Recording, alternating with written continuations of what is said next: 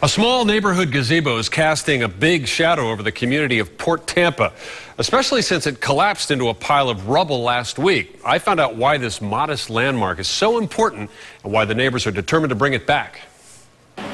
This is the first time Nancy Larkham has been able to get close to the fallen gazebo. It's really sad. That stood guard on this Port Tampa park and hosted weddings and holiday parties for at least 70 years. It's sad, like somebody died.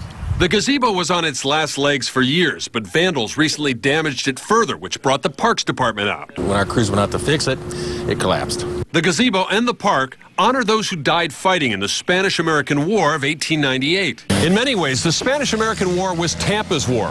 Jose Marti collected men and money in Ybor City to get the revolution started.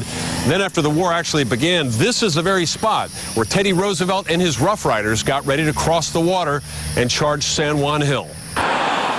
Port Tampa doesn't have a lot in the way of historical landmarks, and it helps to understand that some residents here think their community is sometimes treated as Tampa's red-headed stepchild. That's exactly my word for us, the red-headed stepchild. Some still resent the day in 1961 when Tampa annexed what they still call Port Tampa City. It was forced on us.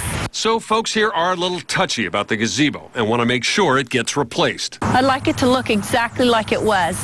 The head of the Parks Department says they'll do their best. As everybody knows, the city has a little bit of a budget crunch going on right now, and so we don't have any funds, although we could probably, I'd hope, be able to find some matching funds. Well, the job should cost in the neighborhood of $10,000 or so. Some donations have already been pledged.